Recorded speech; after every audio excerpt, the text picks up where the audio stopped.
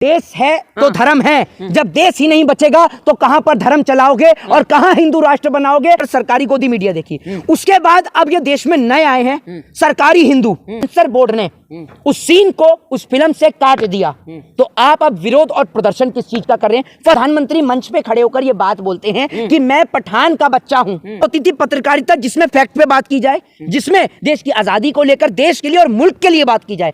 सबसे पहले तो मैं आपको बताना चाहता हूं भारतीय जनता पार्टी के नेताओं को कि भैया फिल्म का तो ट्रेलर लॉन्च हो गया, लेकिन आपके बच्चे टेलर बन जाएंगे अगर आपने उन्हें पढ़ाया नहीं। तो बाइकआउट करने की बजाय उनको आप स्कूल भेजना शुरू करिए, ना कि बाइकआउट की गैंग में। दूसरी बात, आज मैं इस चीज को कुछ इस प्रकार से स्पष्ट करता हूं कि आपको याद होगा एक समय जनरल डायर का, ठीक है ना, और जलियांवाला बाग भी आपको अच्छी तरीके से याद होगा। आपको क्या, पूरे देश को याद होगा।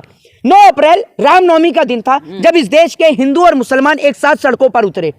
हिंदू और मुसलमान को एक साथ देखकर जनरल डायर कांप गया था, क्योंकि अंग्रेजों ने इस देश की, हिंदुस्तान की हुकूमत पे राज ही डिवाइड एंड रूल की नीति से किया था, यानी फूट डालो शासन करो की नीति को अपनाकर किया था। इन्होंने एक साथ देख, यानी हिंदू और मुसलमानों को एक साथ देख, जनरल डायर ने क्या काम किया? जनरल डायर ने गोली चलाने का ऐलान कर दिया, जिसमें 1600 राउंड जो है वो तकरीबन फायरिंग करी गई थी और इसमें हिंदू और मुसलमान मारे गए थे। जनरल डायर ने ये इसलिए किया था क्योंकि हिंदू और मुसलमान एक साथ सड़कों पर उतर गए थे। आज की सरकार कुछ ऐसा ही काम कर रही है। आज की सरकार हिंदू और मुसलमान को बांटने में लगी है। सबसे पहली बात, जब सेंसर बोर्ड ने उस सीन को उस फिल्म से काट दिया, तो आप अब विरोध और प्रदर्शन किस चीज का कर रहे हैं? First point. सेकंड पॉइंट ये कि आप लोग पठान फिल्म का लगातार बायकॉट कर रहे थे। आप कह रहे थे कि भगवा रंग से आपकी भावनाओं को आहत पहुंच रहा है। बिल्कुल सेंसर बोर्ड ने उसे एक्सेप्ट किया और उसके बाद में उस सीन को कट करके आपके सामने रख दिया और अब तो फिल्म आसानी से रिलीज हो जानी चाहिए। नाम ही से दिक्कत है मोहित जी, पठान नाम क्यों रखेगा?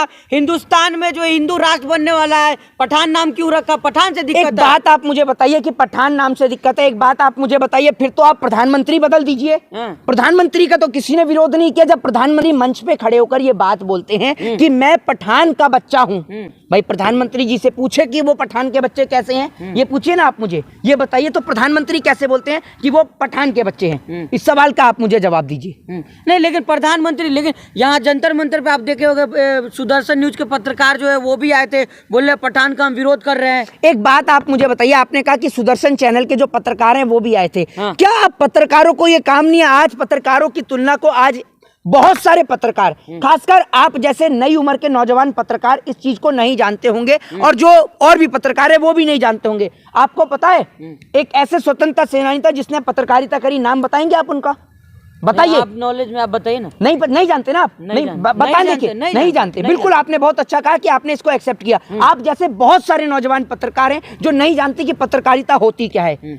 शहीद आजम भगत सिंह जो है वो पत्रकारिता किया करते थे, ये बात मैं आपको आज बता देता हूं। उनके आर्टिकल छपा करते थे और आर्टिकल छपते थे बलवंत सिंह के नाम से।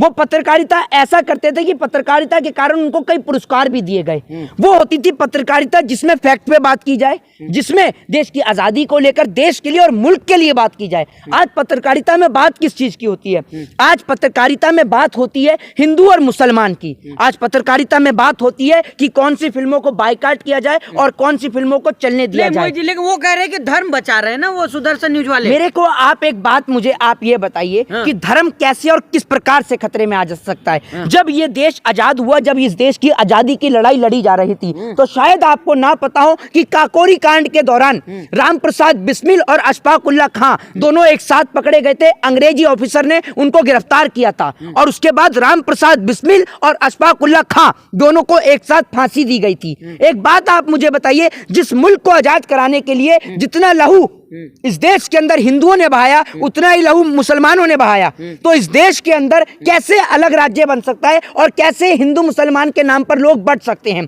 मैं ये कहता हूं कि जितना इस हिंदुस्तान पे, भारत देश की सरजमी पे हक भारत देश के हिंदुओं का है, उतना ही हक भारत देश के मुसलमानों का, भारत देश के सिखों का और भारत देश के ईसाइयों का भी है। वो इसलिए कि जब 1947 यानी देश आजाद हुआ 1947 के अंदर, जिसको इस मुल्क को छोड़ना था वो इस मुल्क को छोड़कर चले गए। उनका इस देश पे कोई हक नहीं बनता और ना ही बनता था। लेकिन कहा जा रहा है कि हिंदू धर्म को शाहरुख खान बदनाम कर रहा है ना। मेरे को आप एक बात मुझे बताइए कि क्या अक्षय कुमार हिंदू धर्म को बदनाम नहीं करते जब उनकी फिल्म आती है हरे राम हरे कृष्णा। पहली बात मैं आपको एक चीज बताता हूं, आपने इस देश में गोदी मीडिया देखी होगी, जिसको सरकारी मीडिया के नाम पे तौर पर सरकारी गोदी मीडिया देखी। उसके बाद अब ये देश में नए आए हैं सरकारी हिंदू। सरकार गई नहीं और ये सरकारी हिंदू गए नहीं। ये सरकारी हिंदू कुछ ऐसे हैं, कट्टर हिंदू कहा जा रहा है। कट्टर हिंदू नहीं, ये सरकारी हिंदू है। सरकारी हिंदू मैं बताता हूँ कैसे। आज से पहले आपने कभी भगवान श्री राम का रुद्र रूप वाली तस्वीर देखी थी? नहीं। कभी आपने हनुमान जी की रुद्र रूप वाली तस्वीर देखी थी? मोहब्बत वाला सारी तस्वीर है। धर्म का अर्थ ही मोहब्बत। धर्म का अर्थ ही प्रेम, मान और सम्मान है। ठीक है, इन्होंने भगवान श्री राम की तस्वीर का रुद्र रूप दिखाया, इन्होंने भगवान श्री हनुमान की तस्वीर का रुद्र रूप दिखाया। ठीक है ना। आप एक बात मैं आपको एक चीज बता देता हूं और ये बात बताना चाहता हूं शहीद आजम भगत सिंह की। जब भगत सिंह को फांसी के फंदे पर ले जाया जाता, जब उनको फांसी दी जा रही थी, तो भगत सिंह से एक बात कही गई थी कि आप एक बार भगवान को याद कर सकते हैं। तो भगत सिंह आपको पता है क्या जवाब देते हैं? क्या भगत सिंह का जवाब ये होता है कि अगर आज मैंने सारी उम्र और सारी जिंदगी जो है वो सिर्फ क्या कहते हैं उसको जो ईश्वर नास्तिक, हाँ नास्तिकता में भरोसा रखा, और अगर मैं आज भगवान को याद करूंगा तो लोग कहेंगे कि मौत से मैं डर गया। और अगर भगत सिंह मौत से डर गया तो इस देश के अंदर इनकलाब की चिंगारी नहीं आ सकती। ये लोग अपने बच्चों को भगत सिंह के बारे में तो नहीं पढ़ाते। आज ऊपर बैठे इनके दादा, इनके जो दादाजी जिन्होंने आजादी की लड़ाइयां लड़ी, वो लोग इनके ऊपर देखकर थूकते होंगे और शर्म करते होंगे और कहते होंगे कि हमने भी किनके खातिर और किसके लिए अपने छाती और सीने पे गोली खा ली। ये तो हम इनको जोड़ के गए। सुनिए प्लीज लेट मी कंप्लीट। हम इनको जोड़ के गए और ये लोग हमें वापस से अलग कर रहे हैं, हिंदू मुसलमान के नाम पर अलग कर रहे हैं। आप जानते हैं भगत सिंह कौन थे? भगत सिंह महज 5 साल की उम्र का एक बच्चा जिसने अपने दादाजी की, उनके दादाजी फ्रीडम फाइटर, उनके पिताजी फ्रीडम फाइटर, ठीक है, उनके दोनों चाचा फ्रीडम फाइटर। भगत सिंह अपने पिताजी की बंदूक को उठाते हैं जब वो अपने दोस्त मेहता जी के पास बैठे होते हैं और उठाकर उस बंदूक को ले जाके खेत के अंदर दबा देते हैं। तो उनके जो दोस्त हैं वो मित्र उठ के आते हैं और पूछते हैं भगत सिंह से कि बेटा आपका नाम क्या है? तो बोलते हैं कि मेरा नाम भगत सिंह है। तो बोलते हैं कि आपने बंदूक को इसके अंदर क्यों छिपा दिया खेत के अंदर? तो भगत सिंह का जवाब जानते हैं क्या होता है? एक 5 साल की उम्र के बच्चे का जवाब सुनिएगा और उसके माइंड को यहां से सोचिएगा। भगत सिंह बोलते हैं कि मैं बंदूक की खेती करूंगा ताकि मैं अपने देश को आजादी दिला सकूं। देखिए मोहित जी, तमाम आप बात कर रहे हैं भगत सिंह की, लेकिन आजकल युवा जो है बाइकआउट करने में फंसे हुए हैं। कह रहे हैं पहले युवा धर्म बचाएंगे उसके बाद कुछ होगा। एक बात आप मुझे बताइए, देश है तो धर्म है। जब देश ही नहीं बचेगा तो कहां पर धर्म चलाओगे और कहां हिंदू राष्ट्र बनाओगे और कहां मंदिर और मस्जिदों में जाके भगवान को पूजोगे? मैं तो आज ये बात मुसलमानों को भी कहना चाहूंगा कि मस्जिद भले ही ना बनाए लेकिन मदरसे और स्कूल जरूर बनाए ताकि अपने बच्चों को बेहतर तालीम और शिक्षा दे सके। वो लोग कह रहे चने बेचवाएंगे जिहादियों से। अरे भैया, एक फिल्म के ना चलने से क्या शाहरुख खान चने बेच देगा? एक बात आप मुझे बताइए, चने तो इस देश के अंदर नौजवान बेच रहा है, चने बेच रहा है और सरकार कहती है पकौड़े भी तले। शर्म तो इन लोगों को आनी चाहिए कि नौजवान आज वाकई में चने बेचने की नौबत पे आ गया है और आप चने भी नहीं बेचने दे रहे हैं। आप चने भी नहीं बेचने दे रहे हैं। आप बताइए, देश की राजधानी से लेकर महाराष्ट्र तक आप मुझे एक जगह बता दीजिए कि जिसके अंदर आपको कहीं पर अगर आप सड़क पे खड़े होकर अगर चने भी बेचने लग गए ना तो वहाँ पुलिस ऑफिसर आ जाता है। शाहरुख खान से लोग चने बेचवाएंगे? अरे शाहरुख खान से कहाँ चने बिकवाएंगे? ठीक है, सबको पता है कि कौन इस देश में चने बेचा करता था और कौन चाय बेचा करता था। इस पे एक बात कहूंगा कि डूबते होंगे आपके यहाँ पर बिस्कुट में चाय, हमारे यहाँ तो चाय में पूरा देश ही डूब गया। मोहित जी, आप क्या चाह रहे, फिल्म चले या नहीं? देखिए, मैं आपको एक चीज बताता हूँ। आप एक बात मुझे बताइए, आपसे एक चंद सवाल है, उन चंद सवालों का जवाब मुझे दीजिएगा। एक गाना था वाई दिस कोलावेरी डी, इसका मतलब बताइए क्या था? बताइए, आपको पता है क्या मतलब है? नहीं, मैं तो नहीं जानता, आप बताइए ना क्या मतलब था। नहीं, हमको नहीं मालूम। लेकिन अगर ये गाना बजता है तो सब डांस करते हैं ना? डांस करते हैं। ठीक है, एक गाना था तू तक तू थिया, इस गाने का मतलब क्या है जरा बताइए? बताइए। नहीं मालूम है मुझे। एक गाना था तम्मा तम्मा लोगे तम्मा, क्या है इसका मतलब जरा बताइए? सबका मतलब तब नहीं पता ना आपको? लेकिन सुनते हैं जब गाना बजता है तो लोग डांस करते हैं ना, अच्छा लगता है ना लोगों को, थिरकने लगते हैं ना। तो इसका मतलब क्या है कि गाने जो हैं वो इंटरटेनमेंट के लिए बने हैं, फिल्में जो हैं वो इंटरटेनमेंट के लिए बनी है। इस गाने का बोल सुने आप, ये बेशर्म रंग, आपने सुना गाने देखिए का बोल? उन्होंने बोला ये बेशरम रंग। हाँ। एक बात आप मुझे बताइए, इसमें किसी कलर का नाम लिया गया है? उसमें अगर मान लीजिए, अब एक बात, एक मिनट, मोहित जी, दीपिका पादुकोण ने कई ड्रेसेस को चेंज किया है। हाँ। अब आप कैसे कह सकते हैं कि दीपिका पादुकोण जो है वो भगवा को ही लेकर कहा जा रहा है बेशरम फोटो रंग? जो वायरल हो दूसरी बात मेरी बात तो सुनिए, जब सेंसर बोर्ड ने उस सीन को ही कट कर दिया तो ना रहा बांस और ना बजी बांसुरी, तो फिर काय का हल्ला कर रहे तो हैं? फिर क्यों कर रहे हैं? जो युवा हल्ला कर रहे हैं युवा, वो क्यों कर रहे हैं? वो युवा हल्ला इसलिए कर रहे हैं कि देश बेरोजगारी से जूझ रहा है, हाँ। देश महंगाई से जूझ रहा है। और आप एक बात को पढ़ के देखिएगा, हाँ। जब इस देश के अंदर धर्म की राजनीति होती है तो ये समझ लीजिएगा कि महंगाई इस देश में चरम सीमा पर है। जब महंगाई चरम सीमा पर होती है, देश की आर्थिक स्थिति बर्बाद हो रही होती है, उस समय देश के नौजवानों का और देश के यंगस्टर का दिमाग भटकाने का प्रयास किया जाता है। बजरंग दल वाला तोड़ फोड़ कर रहे हैं मोहित जी। तोड़ फोड़ करके क्या पाकिस्तान का नुकसान हो रहा है? हाँ। तोड़ फोड़ करके क्या चाइना का नुकसान हो रहा है? नहीं, तोड़ फोड़ करने से भारत देश की संपत्ति का ही नुकसान हो रहा है। और वो भारत देश की संपत्ति तब बनती है जब आप और हम टैक्स देते हैं, तो आप किसी और का नहीं, सिर्फ केवल और केवल अपना ही नुकसान कर रहे हैं। नहीं, लेकिन तो जो अगर विरोध जो कर रहे हैं उनका भी तो लॉजिक है मोहित जी, जिस तरह आप समझा रहे हैं तमाम मुद्दों को।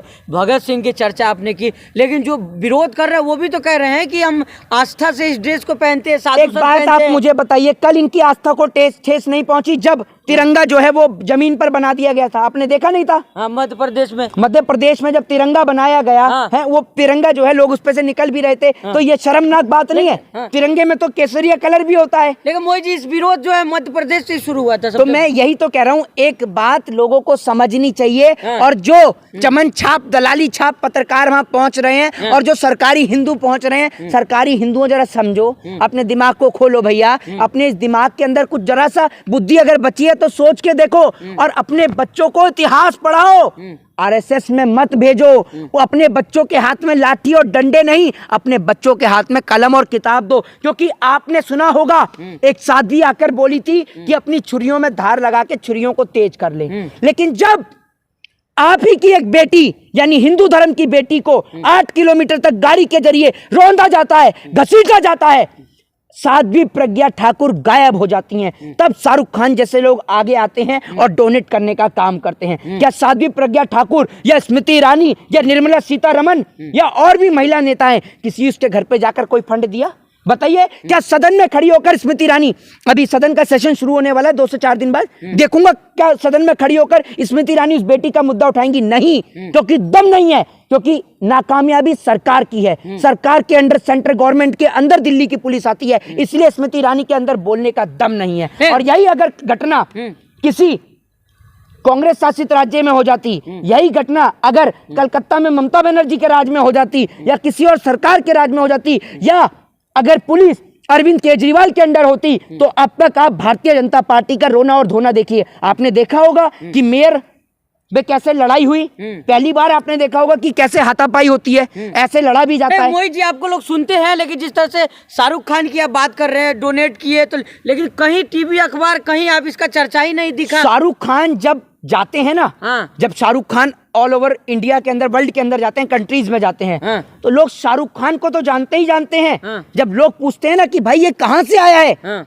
तब नाम आता है सारे जहां से अच्छा हिंदुस्तान हमारा, यानी मेरे भारत देश का आता है, मेरी कंट्री का आता है, मेरे देश के तिरंगे का आता है। और मैं बड़े गर्व से छाती चौड़ी करके कहता हूं कि शाहरुख खान भी मेरे देश के हैं और अक्षय कुमार भी मेरे देश के। अगर वो देश का नाम रोशन करते हैं तो वो सभी लोग हमारे देश के हैं। अगर वो एंटरटेनमेंट के माध्यम से ही देश के तिरंगे का नाम रोशन करते हैं। फीफा वर्ल्ड कप के अंदर जब दीपिका पादुकोण को बुलाया गया, तो जब लोग पूछ रहे थे कि भैया ये कहां से हैं, लोग ट्विटर पे लिख रहे थे, तो मैंने बड़े गौरव के साथ लिखा और छाती चौड़ी करके लिखा कि जिस महिला के लिए आप ट्विटर पे कमेंट लिख रहे हैं, ये महिला कहीं और की नहीं, ये मेरे भारत देश की मिट्टी की महिला है। जब इस देश की महिला के लिए, जब कमला हैरिस के लिए लोग लिखते हैं, तब हम बड़ी छाती चौड़ी करके कहते हैं कि ये भारत देश की मूल निवासी रही है। क्या आपको गर्व नहीं होता कि जब हमारे देश का नाम पूरे विश्व में रोशन होता है? आपको गर्व करना चाहिए कि आपने उस मिट्टी से जन्म लिया, आपने उस धरती से जन्म लिया, जो धरती आपको वसुदेव कुटुंबकम सिखाती है। वसुदेव कुटुंबकम, जानते हैं आपको ये नारा किसने दिया था?